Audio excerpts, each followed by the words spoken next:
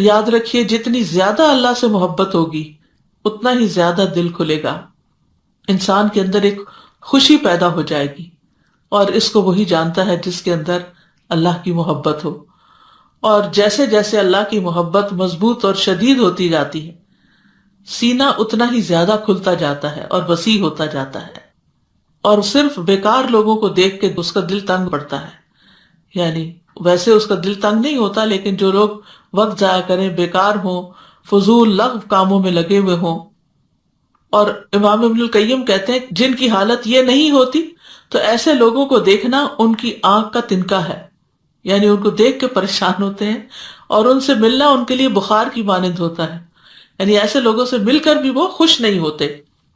پھر اسی طرح اللہ تعالیٰ سے اگر کوئی روگردانی کر لیتا ہے تو پھر اس کا سینہ بھی تنگ ہو جاتا ہے، یعنی جو نماز نہ پڑھے، ذکر نہ کرے، قرآن نہ پڑھے، دین کی مجلس میں شرکت نہ کرے۔ ابن القیم کہتے ہیں کہ سینے کے تنگ ہونے کے اسباب میں سے اللہ تعالیٰ سے روگردانی کرنا اور غیر اللہ کے ساتھ دل کو وابستہ کرنا ہے، اور اللہ کے ذکر سے غافل ہونا ہے، اور اس کے سوا کسی اور سے محبت کرنا ہے، یعنی اللہ کو چھوڑ کر اوروں سے محبت کرنا ہے۔ تو جو اللہ کے سوا کسی دوسرے سے ویسی محبت کرتا ہے، یعنی جیسی اللہ سے کی جانی چاہیے، تو وہ اسی کے ساتھ عذاب دیا جاتا ہے، اور غیر اللہ کی محبت میں اس کا دل جکڑ دیا جاتا ہے، تو زمین میں اس سے بڑا بدبخت کوئی نہیں ہوتا،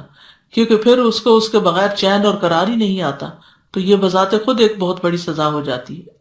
اسی طرح اللہ کے ذکر سے روگردانی کے نتیجے میں زندگی تنگ ہو جاتی ہے۔